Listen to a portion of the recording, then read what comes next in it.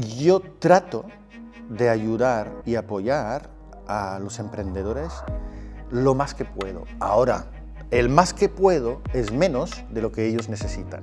Una startup puede coger todo el mundo y esto a mí me encanta porque eso es una ventaja competitiva. Todo lo que realmente gana dinero yo no invierto. Tienes un área limitada en la que limitas, me refiero, o sea, en la que inviertes. Tienes un know-how, decir, pues yo estoy especializado en empresas B2C que se dedican al sector de la alimentación, ¿o no? Tenemos que buscar la felicidad, tenemos que buscar donde aportamos y donde estemos felices. Es decir, el lunes por la mañana hay que levantarse con ganas. El hecho de que tú hayas empezado a vender es un indicio, pero no es una prueba. Hay más fracasos que éxito, digamos, ¿no? Que éxitos. Entonces, también entiendo que es un reto abstraerse de las cosas que han ido mal en el pasado. Yo siempre digo que Business Angel hay mucho de business y poco de angel. Al final yo invierto en emprendedores que son capaces de volverse empresarios. Los que se quedan emprendedores me hacen perder la pasta.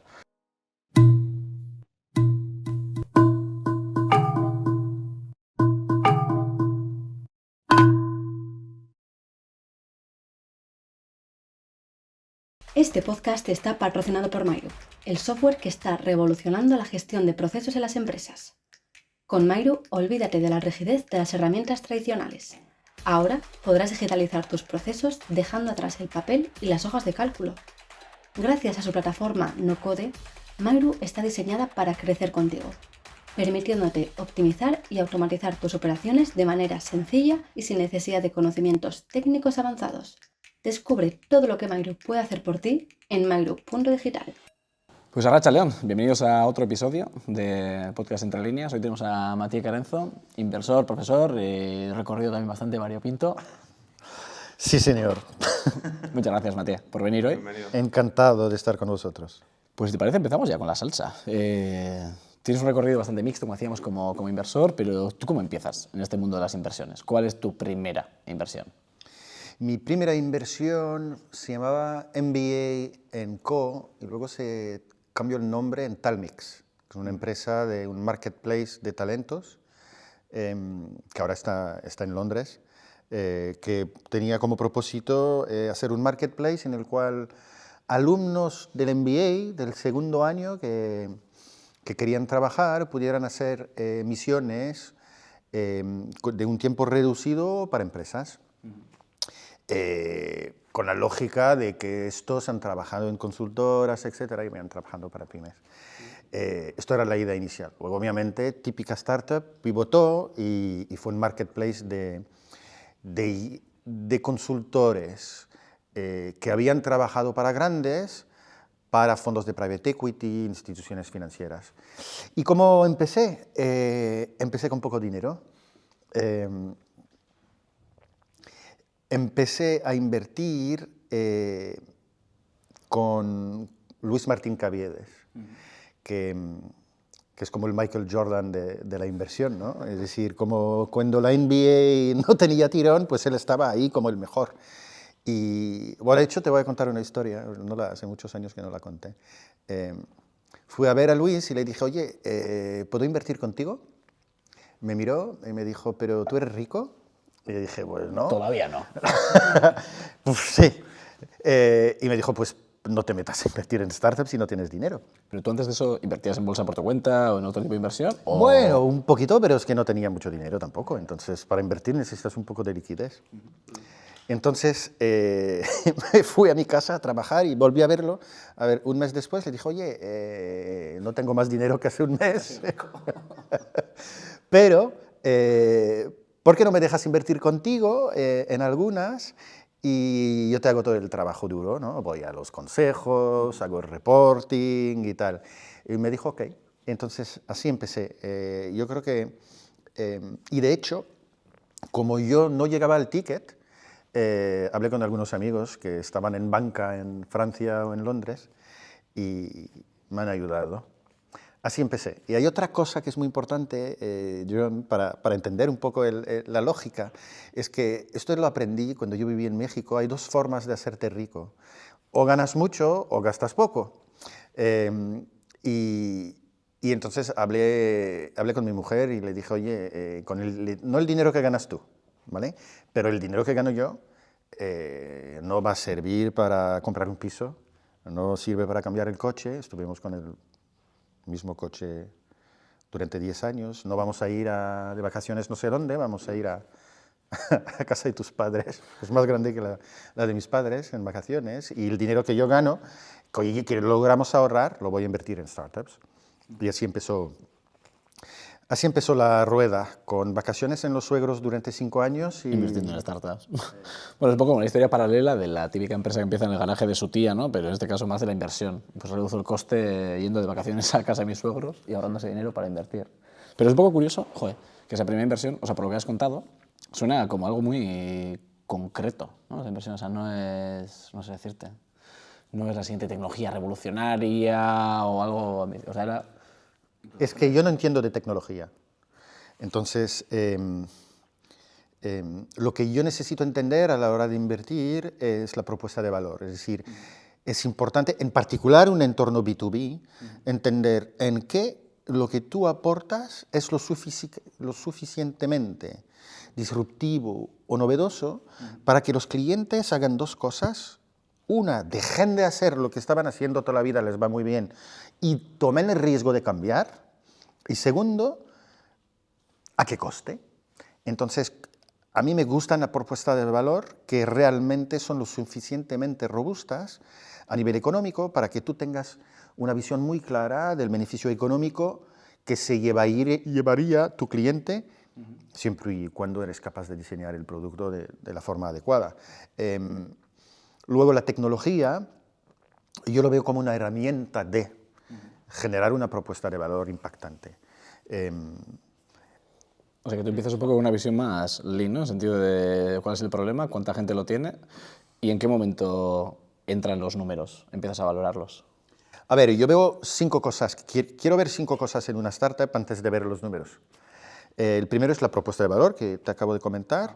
El segundo es el mercado, y no me enfoco tanto en el tamaño del mercado. Hay una cosa que me parece totalmente inútil, que ves en todos los decks, que es el TAM SAM-SUM. Esto es...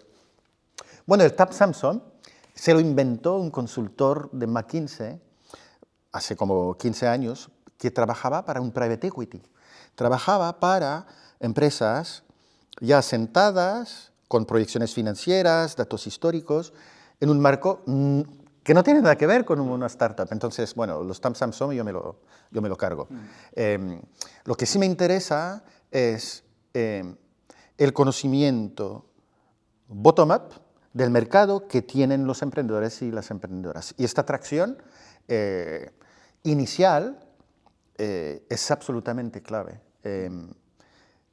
Hay un dicho francés que dice: no hay amor, hay únicamente pruebas de amor. Pues el mercado es igual. No hay mercado, hay únicamente pruebas de mercado. Y se llama las ventas y la factura.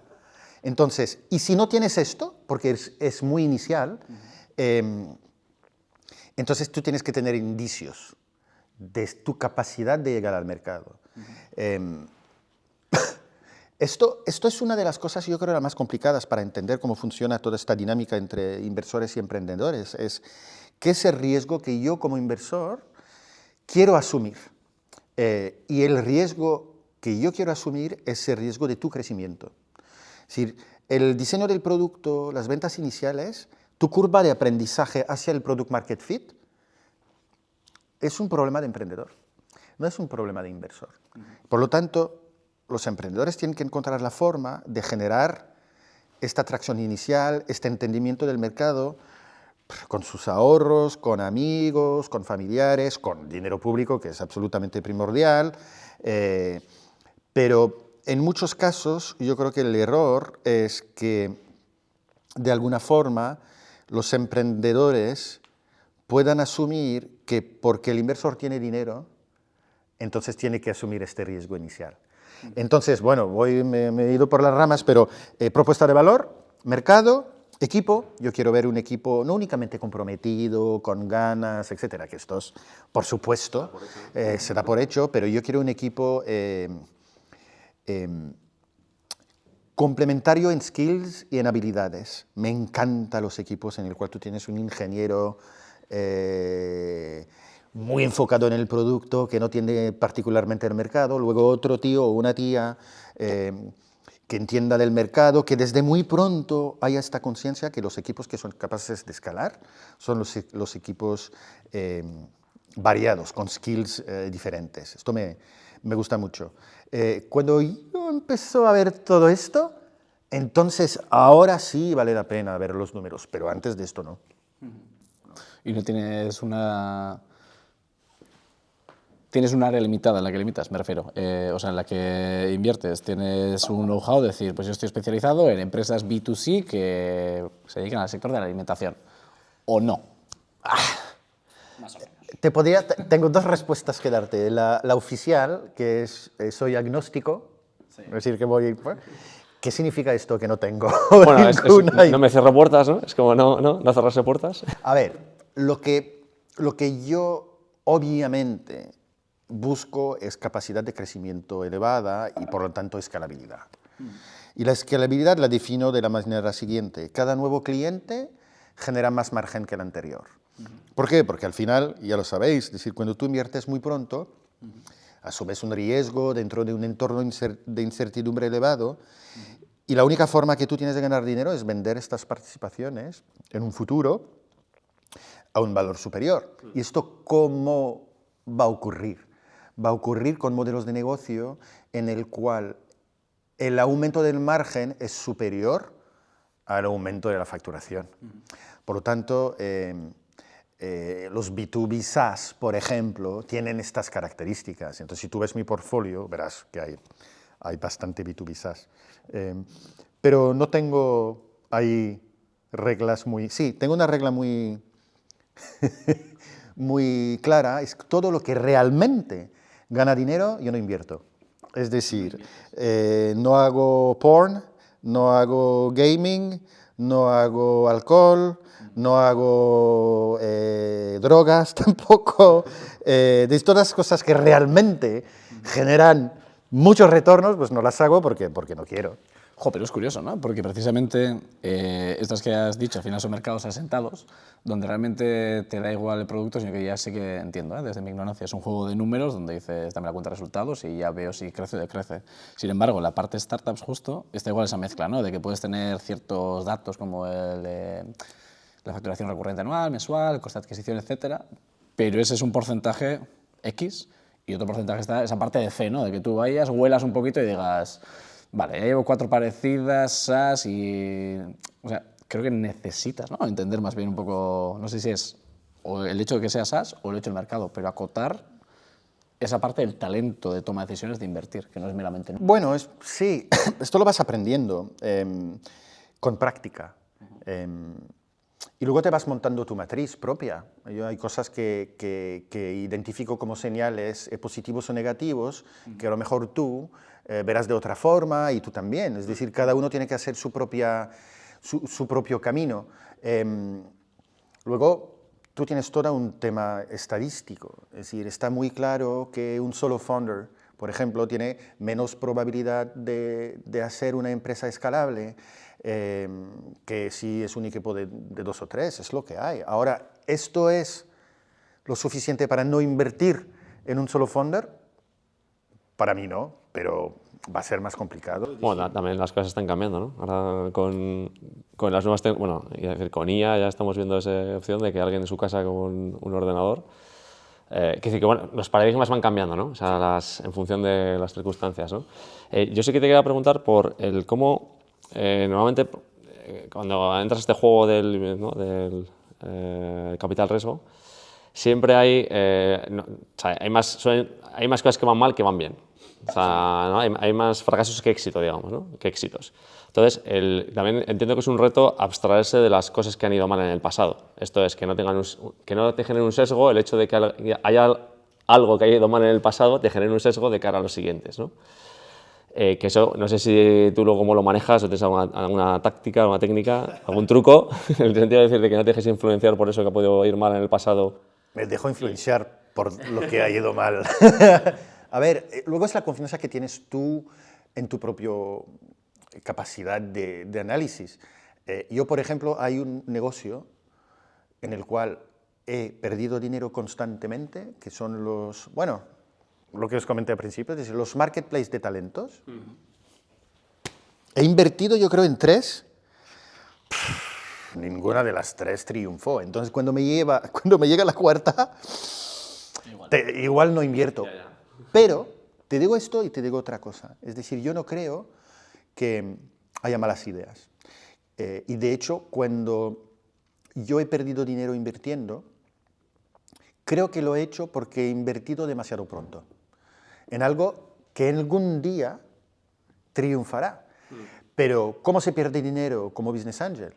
Invirtiendo demasiado pronto es una muy buena idea, porque luego el dinero se acaba y ya está. Entonces, pero sí que afecta tu, ¿cómo te diría?, tu confianza en ti mismo de poder identificar un negocio atractivo cuando ya has encadenado, no te diría que fracasos, sino fallos a la hora de Sí, invertir. bueno, también está verlo desde el otro punto de vista, ¿no? Darle la vuelta al calcetín y decir, oye, pues ya la siguiente vez tendré menos miedo, menos dudas a la hora de invertir. Mira, por ejemplo, yo tengo un track record invirtiendo pre-revenue absolutamente catastrófico. Es decir, cada vez que invierto antes de los ingresos, básicamente esto no funciona. ¿Por qué? O sea, ¿hay algo objetivo? Es estadístico. Entonces, ¿cuál ha sido mi solución a esto? Pues yo no invierto en empresas que todavía no han facturado. Pero entre 0 y 1, entre 0 y 1 euro hay la infinidad. Entonces, yo me siento infinitamente más cómodo si por lo menos hubo una facturación. Yo he invertido en una empresa que tiene mucho éxito, que se llama Amphora Logistic, que tiene 2 negocios, uno de 3PL, que es el transporte para e-commerce, y el otro, que es un vertical SaaS de gestión de stock, que han desarrollado porque los clientes lo pedían. Yo fui el primer inversor y habían facturado 278 euros. ¿ese mes o en su historia? En él, hasta que puse la pasta. Pero era una factura. Ahora facturan 32 millones en 3 años. Pero no solté la pasta hasta la primera factura, fíjate. ¿Por qué? ¿O cómo fue eso? Porque yo creo que todos los emprendedores del mundo, y faltaría más que no lo hagan, creen que van a saber vender. Lo que pasa es que el 80% no venden. Por lo tanto, siendo prudente en mi labor de inversor, pues puedo descartar el 80% que me han dicho que van a vender y no lo venden. Y entonces me enfoco en los 20 que sí, por lo menos, han vendido una vez. Han vendido una vez en el modelo con el cual aspiran que yo vaya invirtiendo, no en otra cosa. ¿Y tú, por ejemplo, tienes alguna manera, entiendo que tendrás alguna experiencia en la que te has encontrado justo el caso que dices? Empieza una startup, hace la primera venta y, como todo, te van a ir saliendo diferentes cuellos de botella, pero resulta que se enfrentan a un cuello de botella al que no le pueden dar solución. Bien en la parte de producción, bien en la parte de ventas, o porque igual esta primera factura que hicieron una primera venta, pero calcularon mal el mercado y resulta que ya lo han copado. ¿Tienes alguna experiencia asociada a esa? Una startup que decías, vale, ya tengo el primer ingreso, la primera venta, parece que la va a petar, y luego o el producto se cae, o no hay suficiente mercado, o se cae la empresa. Sí, el hecho de que tú hayas empezado a vender es un indicio, pero no es una prueba. Entonces, a veces tú tienes patronos de crecimiento. Tienes básicamente 4, los que nunca venden, que ese es el patrono número 1. Y tienes el patrón número 2, es que hay algún tipo de product market fit muy de nicho, muy específico al principio, entonces te hace esto y luego llega un plató. Ocurre, obviamente. Ahora, yo siempre hago la distinción entre los 2 cuellos de botella que has comentado. Es decir, el cuello de botella, el más grave, es el de no vender. Oye, no sabemos vender, o no tenemos la estructura para vender, etc. Luego, cuando yo me reúno con los emprendedores en el consejo de administración y que me dicen, bueno, es que tenemos un problema muy grave, es que no somos capaces de producir a la velocidad que tiene la demanda que estamos generando. Y digo, mira, me encanta. A mí me encantaría que todas mis participadas tuvieran este problema. Me encanta este problema. Y luego, apáñate, tío. Si tú eres capaz de generar demanda, no me vayas a decir que no vamos a tener éxito porque no sabes producir. Y si no sabes producir, aumenta el precio, que la demanda bajará y no tu margen, y el margen aumentará. Entonces hay muchas maneras. Es una regla de 3. Y funciona porque das cuenta que tus hardcore customers están dispuestos a pagar más. Otra cosa que se ve bastante en startups es como tienes tanta ansiedad de vender, dejas valor en la mesa, cuando tú podrías vender mucho más caro. Sí. Joder, es que de hecho con eso nos sentimos bastante identificados. Pero también tiene sentido, ¿no? Me refiero, al final, yendo un poco a ese punto de cómo haces para transmitir ese valor, o tienes una marca, un bagaje, un track record, casos de uso que afianzan eso, o si no lo tienes que poner a nivel de servicio. Es verdad que en ese camino no tienes la suficiente autoridad para cobrar esas horas que dices, joder, tengo la competencia que tiene un producto peor. ¿Crees que no tienes la autoridad? No tienes la capacidad de convencer. Oye, es a lo que enfrento, ¿eh? No se va a decir, pero tenemos un competidor que sabemos que tiene un precio bastante mayor y dices, claro, sé que soy mejor, le hemos quitado clientes, ves que la aceptación es mayor, no obstante, a nivel de reputación de marca, todavía por el recorrido, estamos en camino, estamos haciendo muy bien, pero no estamos ahí. Creo que es eso lo que justifica y es difícil. Es como si ahora haces unas nuevas zapatillas que son 10 veces mejor que Nike, o igual de buenas que Nike, no voy a pagar lo mismo. Sí, señor, eso es la fuerza de la marca. Y de hecho, yo creo que eso es una cosa muy importante de tratar de entender. Yo es una pregunta muy clásica que hago a los emprendedores, les digo, oye, ¿qué marca estás creyendo? Porque además estás creando. Tú le das peso a la marca como inversor. A ver, la marca es lo que te permite vender lo mismo que el otro más caro, con mejor margen. Y tú lo ves en B2C, particularmente evidente, porque lo vemos todos, zapatillas. ¿Qué coño vamos a justificar 200 euros para un par de zapatillas de Nike? No los valen. Te hacen exactamente el mismo servicio que las Kelme, que valen 40. Y todos lo sabemos, pero estamos dispuestos, muchos de nosotros, no tengo otro tipo de... a pagar 200. Bueno, luego te contaré. Y esto lo ves en los coches, los ves en los bolsos de las mujeres y lo ves en B2B también. Entonces, ¿qué marca estás creando?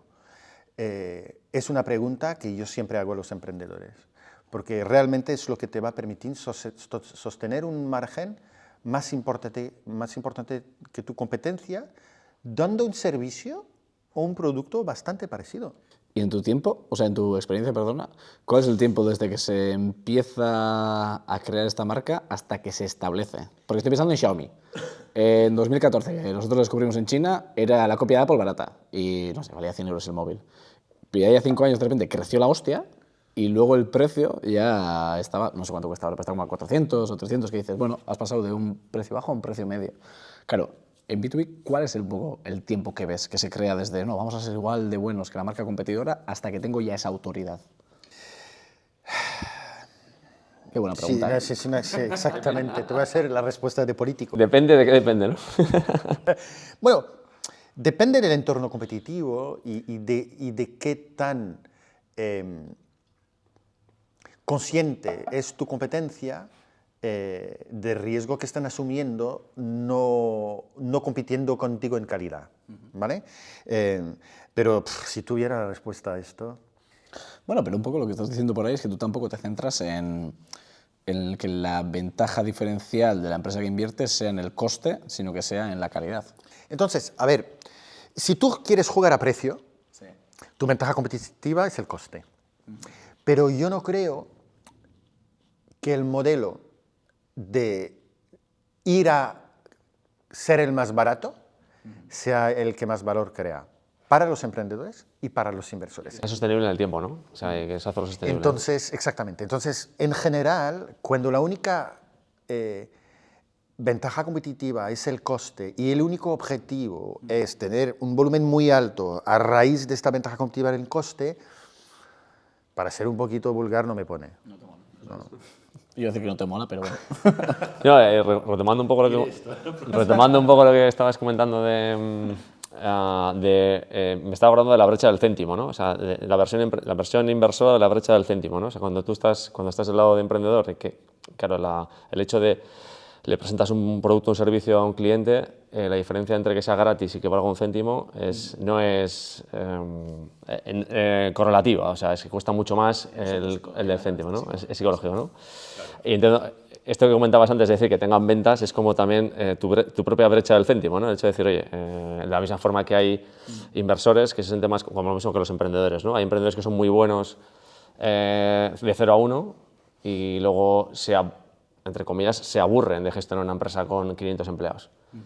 Y entiendo que en el caso de la inversión pues pasa un poco parecido, ¿no? Hay quien disfruta más en el juego ese de pre-revenue, primera etapa, ¿no? Etapas tempranas, y hay quien se siente más cómodo pues ya siendo al private equity y con... Claro, fíjate que es también donde tú crees que puedes aportar más, ¿sabes? A ver, y yo siento que yo aporto bastante del pre-seed de la Serie A, entonces es ahí donde yo quiero estar. En toda la parte muy inicial de pre-seed, creo que hay gente mejor que yo. Hay que enfocarse en la parte en la cual eres bueno, ¿sabes? Pero tú cuando aportas, o sea, aparte del capital, ¿aportas algo más? ¿O cómo lo aportas? Bueno, eso es una muy... Tú me lo preguntes a mí. Un poco despectivo, en plan de... No. Y yo creo que, mira, yo creo que es muy válida la pregunta, ¿vale? De hecho, yo siempre digo que Business Angel hay mucho de business y poco de angel. Es decir, al final, ¿a qué estamos jugando? Trato de ayudar y apoyar a los emprendedores lo más que puedo. Ahora, el más que puedo es menos de lo que ellos necesitan, ¿vale? ¿Por qué? Tengo 25 participadas, doy clase en el IES, tengo que trabajar mi deal flow, estoy haciendo podcasts, he escrito un libro. Entonces, a ver, ¿qué tiempo tengo para los emprendedores? Pues el que puedo tener en el momento en el cual me lo piden. La racionalidad sería enfocarme únicamente en las empresas que realmente tienen un potencial muy elevado de crecimiento, etc. De hecho, es lo que hacen los VCs. Pero en realidad no es así, porque no es el único criterio que tú tienes que utilizar. Es decir, no es únicamente un tema de retorno, es un tema de si te necesitan realmente o no, si te caen bien o no, muchos criterios. A nivel de infraestructura, o sea, no sé si... Joder, seguramente será la situación en la que tú, por tu red de contactos, puedas tener ya una empresa que tiene cierto problema que una participada tuya resuelve y a la inversa. Incluso, no sé si propias participadas pueden ejecutar de proveedor y comprador. Sí, pero por otro lado, yo creo que esto no tiene mucho sentido, en el sentido de que si tú eres emprendedor y yo invierto en tu empresa, no vas a querer que yo te vaya colando mis otras. Oye, pero ¿por qué no trabajas con esta? No, tío, es tu empresa. Por lo tanto, yo estoy obviamente a disposición de abrir puertas y de hacer sinergias, pero tiene que venir de los emprendedores, no de mí. Claro que yo veo estas cosas y las puedo poner sobre la mesa. Pero hay una cosa, John, que es primordial, tío, es que yo me dedico a invertir en participaciones minoritarias.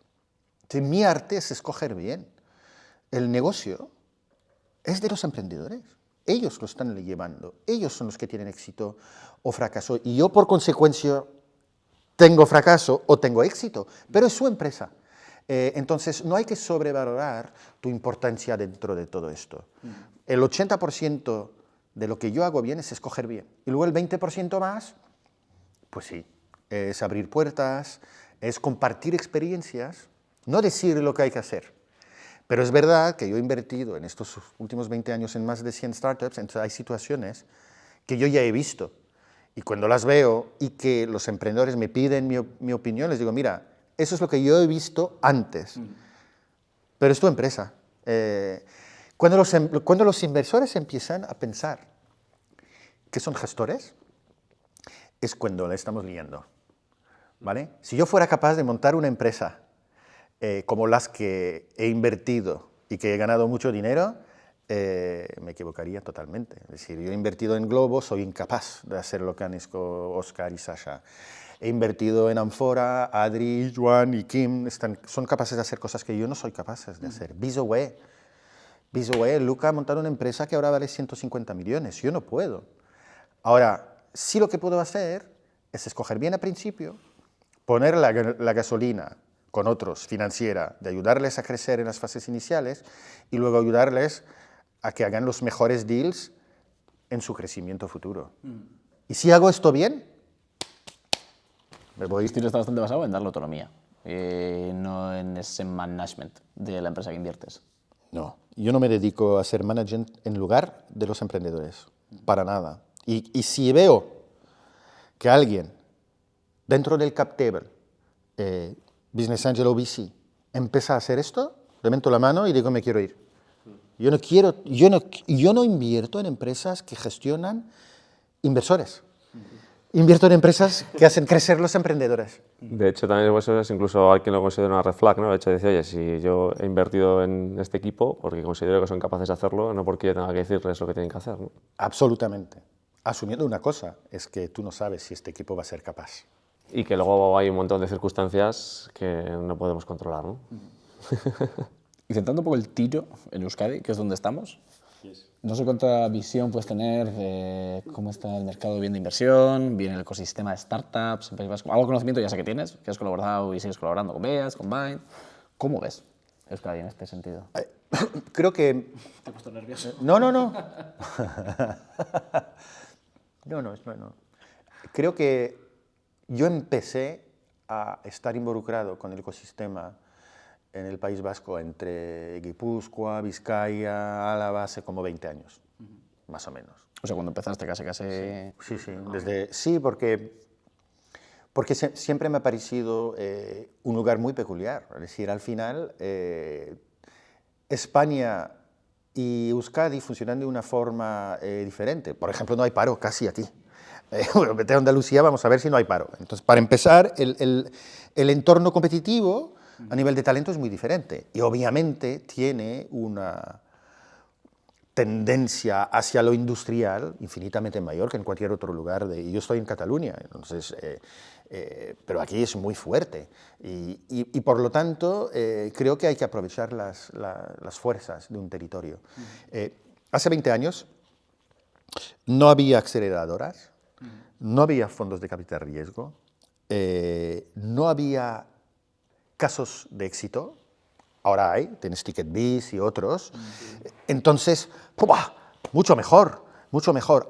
Ahora, lo positivo que veo es que es un mercado muy cautivo y ayudas públicas maravillosas. Es decir, para empezar, en Euskadi se puede y además tú tienes un tejido industrial claramente comprometido. Bind es un ejemplo, es decir, las grandes empresas, las tractoras famosas en Euskadi sí tienen una voluntad formal e importante de ayudar a las startups. Otra cosa es que lo sepan hacer, ¿vale? Que eso es otro tema.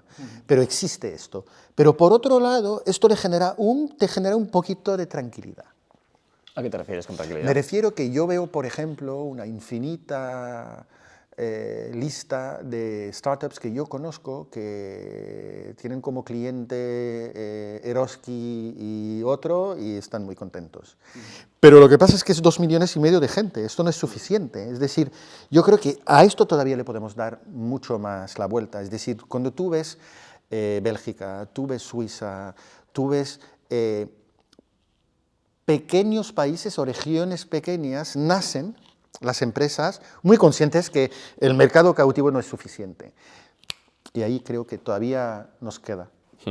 Bueno, para eso también estamos aquí en BAT, que es parte de nuestra tarea, también la atracción internacional de proyectos y también oye, pues el fomentar también en las corporaciones la innovación abierta y también como comentabas pues también el impulsar y empujar y atraer también inversores pues para cerrar el círculo, ¿no? Para que al final todos los agentes estén en la misma mesa.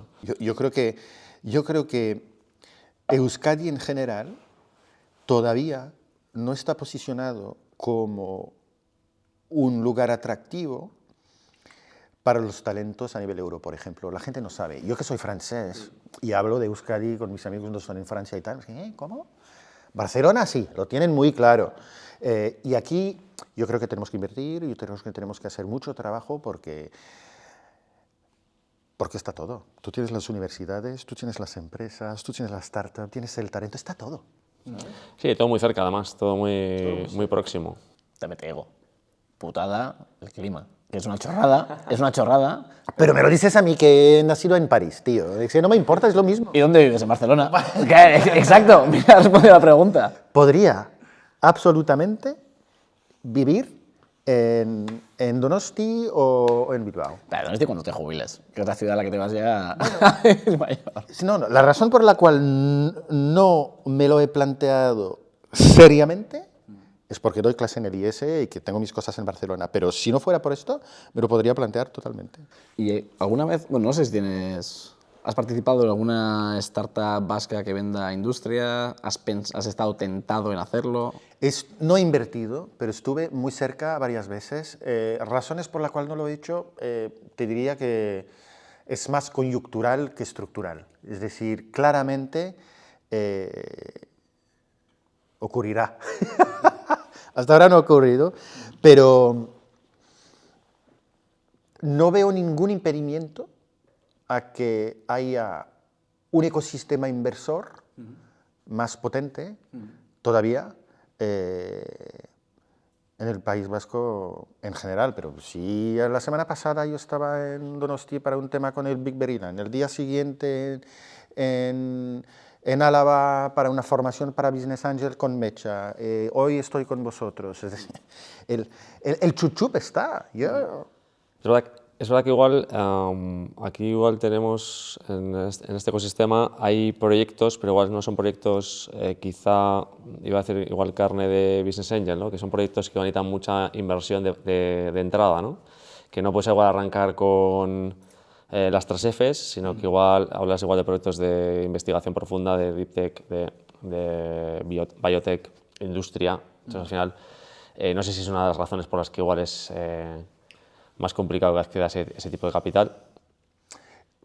Honestamente, de lo que yo he visto en el ecosistema vasco, hay amplitud, hay software de optimización de procesos industriales por el tubo que son claramente mucho más competitivos, mucho más desarrollados que lo que yo veo en otras regiones.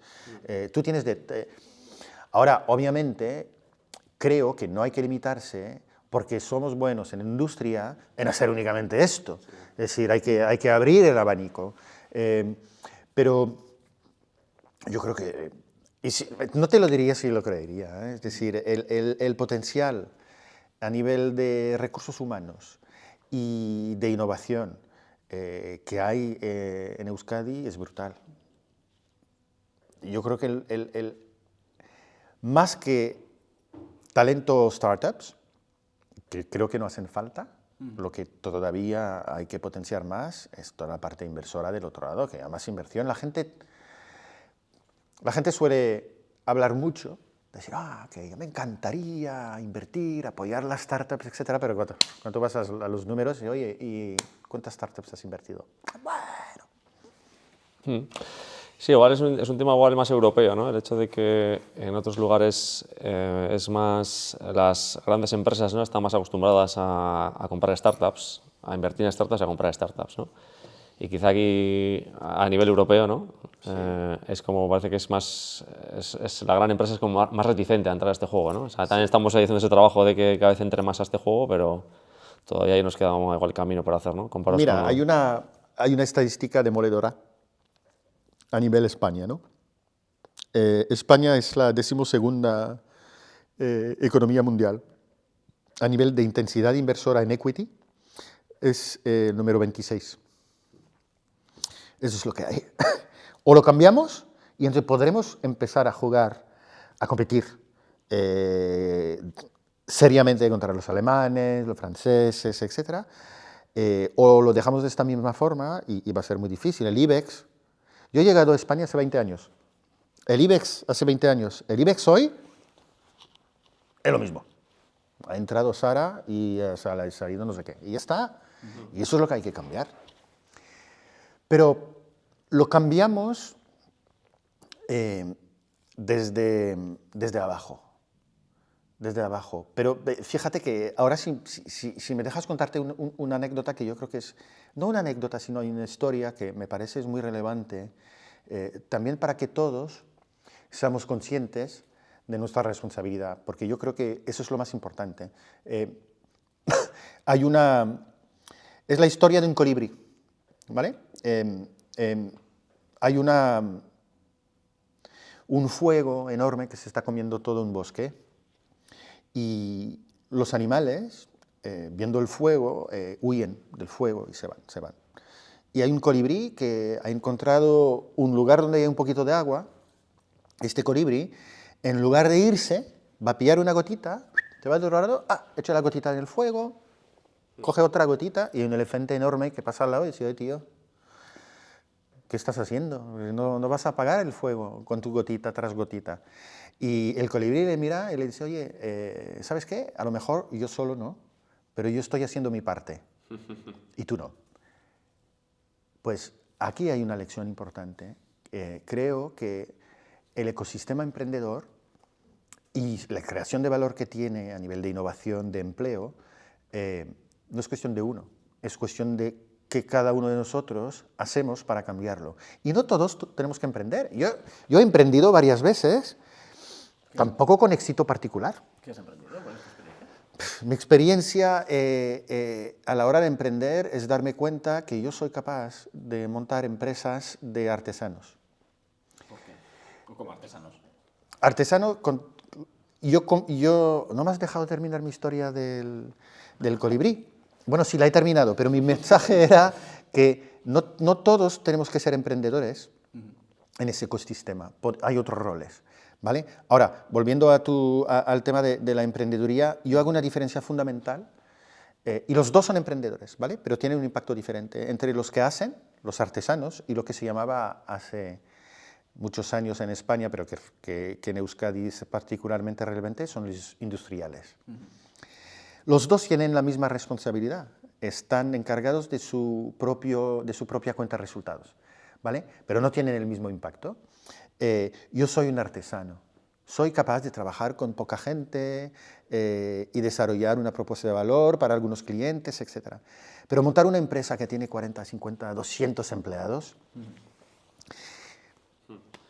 no me sale esto. ¿Por qué no me sale? Por una de las cosas que yo busco, y que me habráis escuchado decir, pero lo quiero repetir porque es absolutamente primordial, una cosa que yo busco en los fundadores en el cual invierto es indicios de su capacidad de pasar de artesano a industrial. Y una de las cosas es si te importan realmente la gente. Es decir, es un tema de empatía. La gente en general. La gente en general. Es que es verdad. Y la gente de tu empresa, por consecuencia, ¿no? La empatía es la clave, porque ¿qué es lo que te permite pasar de artesano a industrial? Gestionar equipos. Y gestionar equipos es, a medida que vas creciendo, lo único que tienes que hacer en la empresa. Y te tiene que gustar, y a mí no me gusta, y soy malo, porque tengo empatía limitada durante el día. Mira, es una historia que he contado varias veces, pero que yo creo que es súper importante. Mi mujer es emprendedora y tiene su equipo, ¿no? El domingo a las 11 de la noche me habla de su equipo, tío. Es que yo no me importa un huevo el equipo de Marí a las 11 de la noche el domingo. Pero a ella sí. Por eso ella sí sabe gestionar equipo. Pero es curioso porque, joder, yo tengo un amigo que ha sido director de fábrica en Polonia, pues eran creo que 1.200 personas, un pueblo casi. Y yo cuando le pregunté decía, ¿cómo lo haces? Claro, yo viendo un poco mi realidad, que somos un equipo de 5 personas y es todo pues microtask, todo. ¿Cómo haces tu trabajo? El tío se quedó así como 5 segundos pensando y me dijo, olfato. O sea, yo llego a la fábrica, sé hacia dónde tengo que mover a la gente, miro un poco y digo, tú y tú sois los que tiráis. Me los gano, les vendo mi moto, les convenzo y dejo que hagan ellos. Pero realmente no llego a hacer nada, sino a trasladar un mensaje de movilización y de ejecutar acciones. Mira, hay muchos estudios sobre esto, de que básicamente tú eres capaz de gestionar un equipo máximo de 7 personas, que estos 7 personas van a tener 7 y esto... Pero encargarte bien de 7 personas es ya enorme, es decir, es 1 hora por persona cada día, ya tu día ha pasado. Entonces,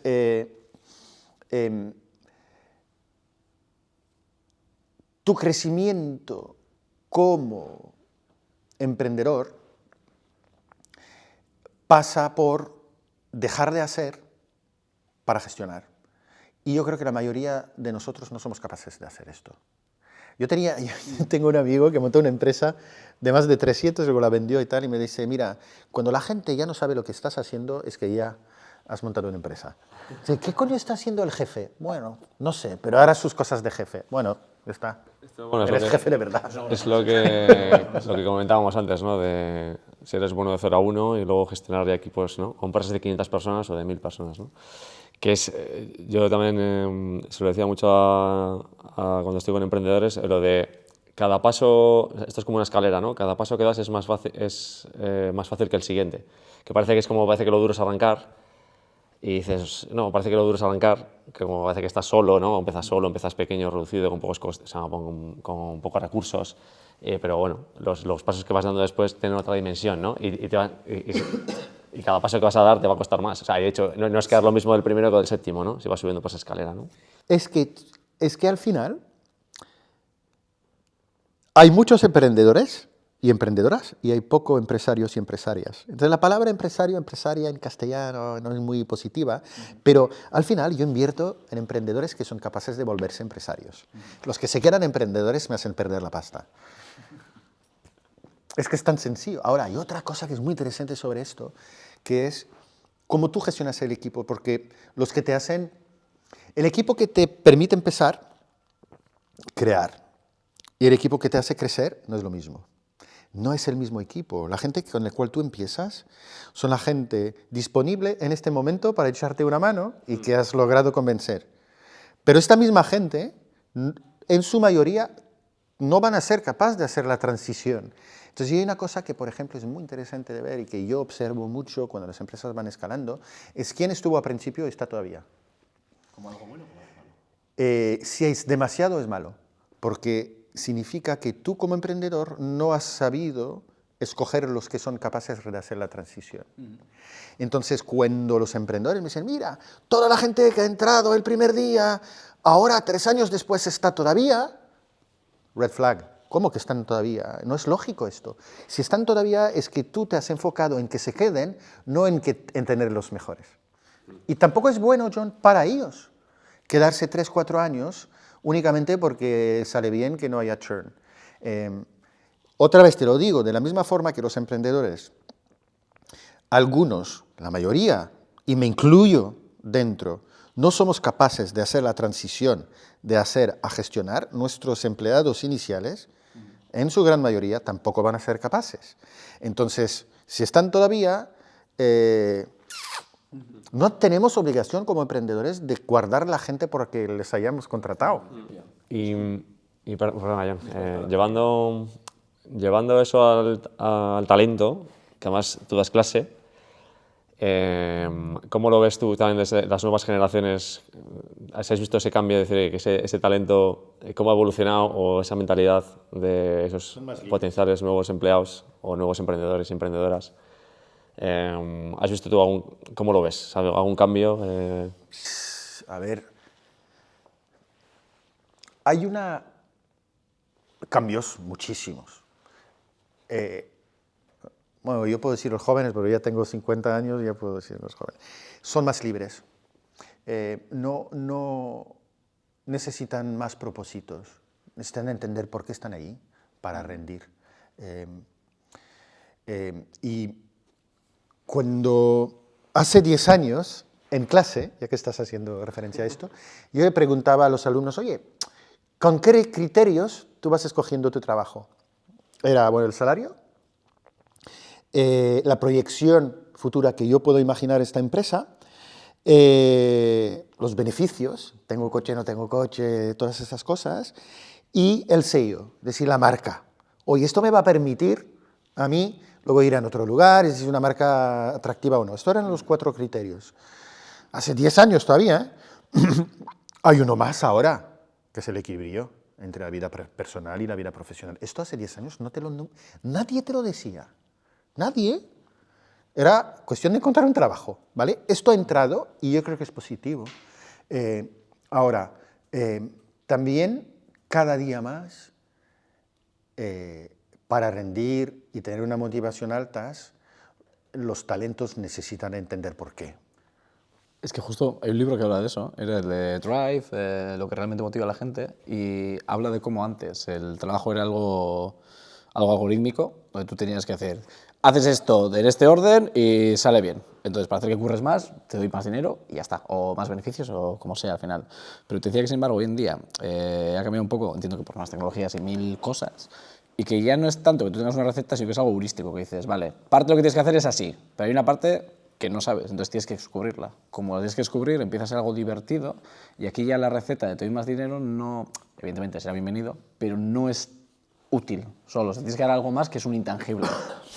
Sí, hasta cierto punto, porque no tenemos que ser ingenuos en el sentido de que si yo te pago, si tenemos una base 100 y que te digo, oye, no te puedo pagar a 100, pero te pago 90 y te doy todos estos adicionales, sí, pero si te pago 200 versus 90 vas a ir a 200, no tú, todo el mundo. Es decir, los mejores futbolistas juegan en el Madrid, no juegan, o en el Barcelona, perdón, el Atleti. Y es lo que hay, es lo que hay. Mira, los mejores jugadores del Athletic acaban yéndose, a excepción de, bueno, todos, los súper buenos. ¿Por qué? Por la pasta, por todo lo que he comentado antes. Entonces, esto es verdad, no es únicamente el dinero, pero dependiendo de la diferencia entre los dos. Ahora bien, yo veo una cosa que sí las startups las valoro mucho en esto, es decir, que las startups tienen una ventaja, todo lo que hemos comentado eso no lo tienen, pero tienen una ventaja competitiva. Es que no, tienen una cultura en general, por su propia naturaleza, que puedes moldear todavía. Y tienen una cultura que es capaz de abrazar toda la sociedad. Si tú te vas a trabajar en Coca-Cola, en Eroski, en McKinsey, quieren gente con unas características muy específicas. Es decir, que el 90% de nosotros no somos elegibles para esto porque te quieren así y así. Una startup no. Una startup puede coger todo el mundo. Y esto a mí me encanta porque eso es una ventaja competitiva. Yo siempre me acuerdo de un día que fui en una de mis participadas y entré en la oficina y había 4 o 5 peros, ¿vale? Y yo entré y dije, oye, pero ¿qué coño es esto? ¿No? A ver, ¿qué estáis haciendo con mi pasta? Hay perros por todos lados y tal. Y estuve hablando con el CEO y me dijo, mira, ¿tú ves la chica ahí? Sí. Es nuestra mejor SDR, generan 42% de los leads cualitativos, o cualificados, perdona. Dije, sí, vale. Ella viene con los perros. Con los 5. Con los 5. Entonces, ¿qué hago? ¿La he hecho? Le dije, no, por supuesto que no. ¿Cómo no? Ahora, esta chica, que todavía está en la empresa hoy, y de hecho supo hacer la transición de hacer a gestionar, ¿vale más en el mercado? Probablemente. Pero el mercado y las grandes empresas no son capaces de contratarla, porque las reglas que le imponen hacen que ella no quiere. Y las startups sí. Podemos abrazar todo. Y esto me mola mucho.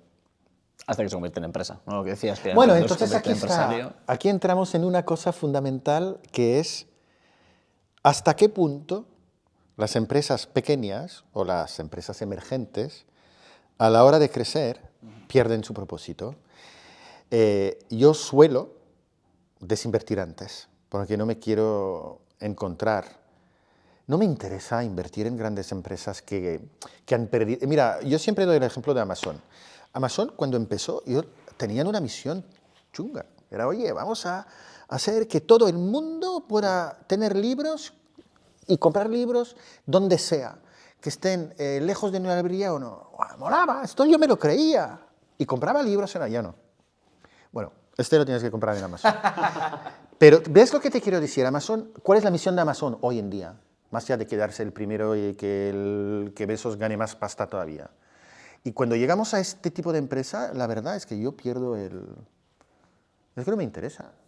O sea, ¿a ti te gusta esa parte emprendedora, soñadora, romántica al principio? Sí, sí. Es un poco la historia paralela de Apple también, ¿no? Cuando empezó a querer hacer el producto diferente, competir contra IBM, eran los piratas, y ahora estás en el punto en el que dices, vale, ya no, ahora ya tenemos la fórmula que funciona y vamos a hacer billetes. Es que yo creo que small is beautiful, ¿vale? Y que cuando una empresa llega a cierto volumen, en particular cuando está en bolsa, tú tienes que generar los retornos adecuados para que tu share no baje y esto se vuelve la prioridad y pierdes un poco el sentido de misión y de propósito. Entonces, estas fases iniciales, eso sí, molan más. Claro, ahí no hay una persona líder que pueda imprimir su visión, sino que cuando hablamos de una empresa cotizada, claro, hay intereses cruzados y es una visión más compartida entre diferentes intereses que... Claro, y hay inversores para esto, ¿sabes? Es decir, yo creo que al final, bueno, es un poco filosófico lo que yo digo, pero tenemos que buscar la felicidad, tenemos que buscar donde aportamos y donde estemos felices. Es decir, el lunes por la mañana hay que levantarse con ganas. Y yo me levanto con ganas cuando sé que estoy participando de creación de valor de nuevas empresas que además son las que crean más empleos. Las empresas crean empleo principalmente entre su año 3 y 7, que es donde más o menos estoy ahí, invirtiendo. Fíjate que te voy a contestar una pregunta que no me has hecho. Gracias. que es, ¿qué es lo que más te hace orgulloso de hacer este trabajo de Business Angel? Y es la creación de empleo realizada por las inversiones que hago en estas empresas. No los contrato yo, pero las empresas en las cuales he invertido han creado más de 10.000 empleos. Bueno, pues es tu colibrí, ¿no? No sé, colibrí, elefante, ¿cuál es el animal que toca? Volviendo un poquito a tu historia, pero participas. Lo único, Matías, que estamos hablando muy a gusto, pero se nos va a ir esto a 2 horas. Y tenemos aquí tu libro, y para hablar un poquito también y hacerle mención. ¿Cuánto tiempo hemos tardado hasta hablar del libro? Nada, 1 horita. Pero durante la conversación hemos hablado del libro y está ahí. O sea que... Está donde se puede comprar y todo. Claro. Sí. Todo lo que hemos comprado, lo hemos hablado, también está ahí. No, pero en él hablas, pues, hablando de plata, de consejos para emprendedores, bueno, y diferentes tips también para emprendedores, para inversores. Lo único, y sí que te quería poner un poco en casos reales. Tú como inversor, mejor y peor cita. O sea, peor, no sé si es presentación, igual sensación, porque algo que decías en el libro era el punto de la honestidad, que a nadie le gusta trabajar o tener esa sensación de engaño y que una vez se hace la inversión, nos separamos. Un poco peor, no sé si es sensación, presentación o momento que hayas podido vivir, sientas como lo sientas como inversor, y el opuesto, el mejor uno que digas en plan, hostia, qué experiencia más guapa invirtiendo o estando con esta persona. Las experiencias peores son cuando la gente tiene 2 caras, en el sentido de que, y eso es muy normal, es decir, es un baile de seducción entre un emprendedor y un inversor. Un emprendedor que realmente lo que hace es que se presenta sobre su mejor cara. ¿Por qué? Bueno, porque es un deal en el cual yo quiero tu dinero para ir creciendo, que me parece muy bien. Ahora, la experiencia la más fea es cuando antes todo bien, maravilloso, siempre contestando cada segundo y tal, envíasle el dinero y desaparece. Y esto, mi culpa. No lo vi. Y esto me ocurría más cuando empecé. Ahora ya no me ocurre. Yo creo que por 2 razones. Primero, porque tengo mejor ojo. Segundo, porque este tipo de emprendedor ya no me busca. Eso es lo maravilloso de ser un poquito más viejo y tener experiencia, es que el deal flow mejora. Y los emprendedores un poco... ¿cómo te diría? Que tienen estas características que acabo de mencionar, oportunistas, ya no me buscan. Gracias a Dios, esto es una excelente noticia. Las mejores experiencias. Fíjate que en general las mejores experiencias vienen no de emprendedores que creen que saben todo. A mí me gusta la gente que duda. Alguien que me dice que tiene respuesta a todo lo que pregunto, etcétera, y que en general no invierto. Porque yo creo que los emprendedores y las emprendedoras no pueden saber todo. Joder, a mí me enseñaron justo que una de las características que más confianza genera cuando se busca en una posición de liderazgo es precisamente la vulnerabilidad. El hecho de preguntarle a tu jefe, jefa, persona responsable, ¿cómo se hace o cómo harías? Y no sé. Y dices, vale, es humano como yo. El poder de no lo sé es inmenso, inmenso. Y a mí me encanta. Y hay algo que más me encanta todavía, es que mira, no lo sé, pero espérate.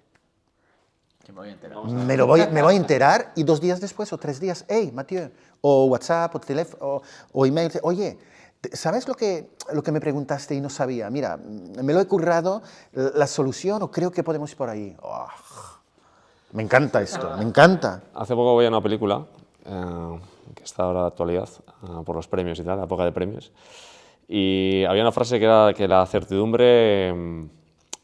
sin incertidumbre no creeríamos en nada, o sea, que la certidumbre es como que ya no hay nada que descubrir, ya no hay nada que hacer, nada por lo que luchar, porque es como todo está hecho, ¿no? Todo es cierto, no hay nada que ¿no? me vaya a sorprender, ni que, como tú decías, el no lo sé, es esa parte de se abre un escenario en el que me puedo desenvolver y puedo mostrarme realmente como soy, ¿no?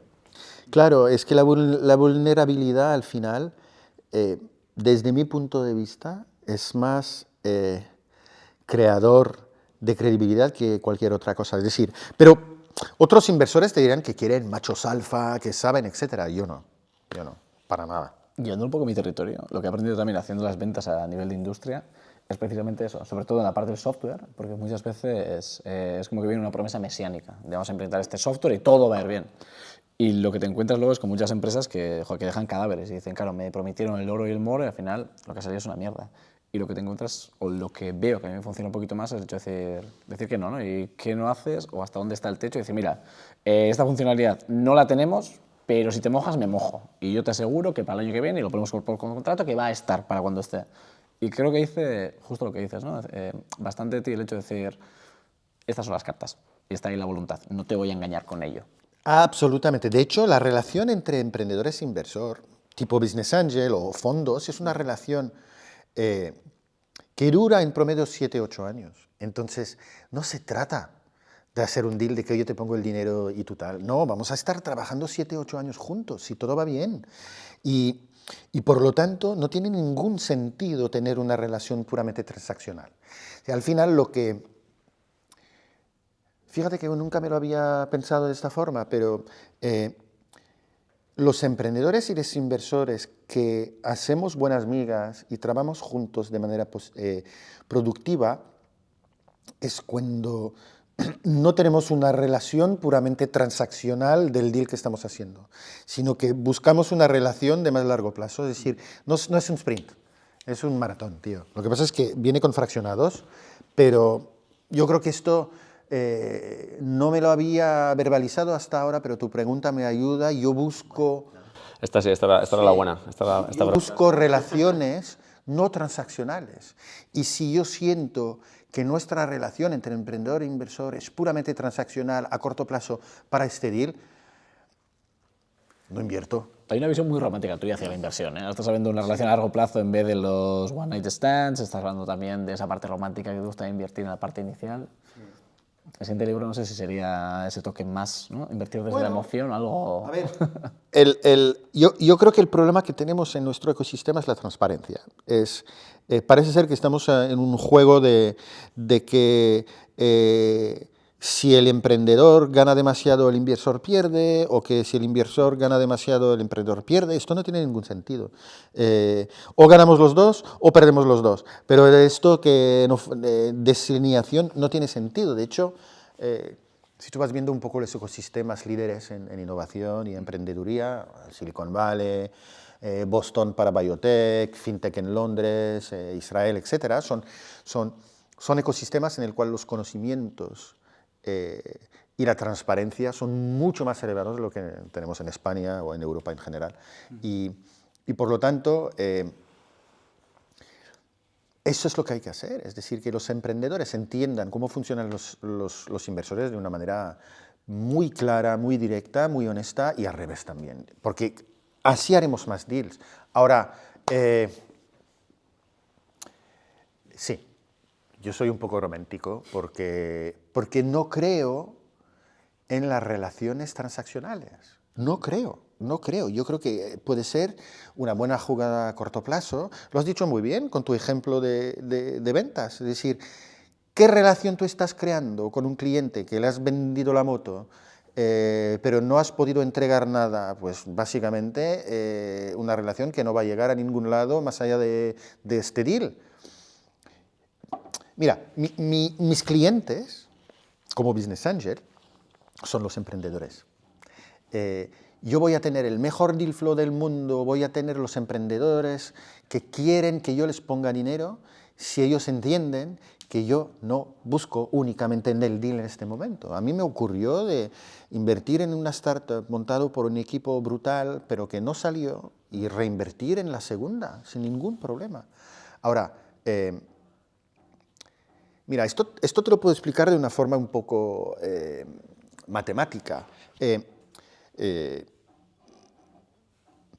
El mercado de la inversión en startup tiene una característica muy clara, que es mucha demanda de pasta y poca oferta, ¿vale? Esto es la realidad a nivel agregado, pero no es la realidad en los deals y en las empresas con mucho éxito. En las empresas que tienen mucho éxito, todos los inversores quieren entrar. Por lo tanto, el poder ya no es el mismo. Y entonces, ¿quién decide? ¿Quién invierte cuando todo el mundo quiere invertir en tu empresa? Tú como emprendedor. Y mi trabajo es que me escojas a mí. Y no me vas a escoger a mí si la relación que tenemos ha sido puramente transaccional. Me vas a escoger a mí porque cuando tú lo necesitabas yo te he ayudado. Y cuando yo te necesité sí que estabas. Por lo tanto, ¿por qué hoy tengo un deal flow mejor que hace 20 años? Porque he creado relaciones no transaccionales. Genial. Pues Matí, para ir cerrando, por un lado, pequeña promoción del libro Amazon, hablando en plata. Bueno, Casa del Libro, Amazon, hay que nombrar 3. Mira, se compra en todos. Bueno, está. Ya no hay en librería, porque se ha vendido todo. Entonces estamos en la segunda edición, pero si tú te vas ahora, hoy, a la librería de la esquina, te lo entregan en 10 días. Entonces, te voy a decir, depende de tu urgencia de leerlo. Si lo quieres leer mañana, Amazon. Y si lo quieres leer en una semana, en la librería de al lado. Pero leerlo, coño. Yo lo he loteado, te admito que no he leído todo, he leído un capítulo, el 4, si no me equivoco, que era Conociendo al Inversor, o el 5, y me ha gustado. Así que sí, completamente recomendado. Y para cerrar, siempre nos gusta, de manera completamente abierta, cerrar con una parte de consejo para alguien que esté empezando el mundo de la inversión, para alguien igual que esté buscando su primera inversión, para una persona que puede estar como estabas tú hace 20 años iniciándose en el mundo. ¿Qué le recomendarías después de estos 20 años de experiencia? Hacerlo seriamente. Es decir, esto no se trata de buscar una ganga y de a ver si tienes suerte. Es la mejor manera de cagarla.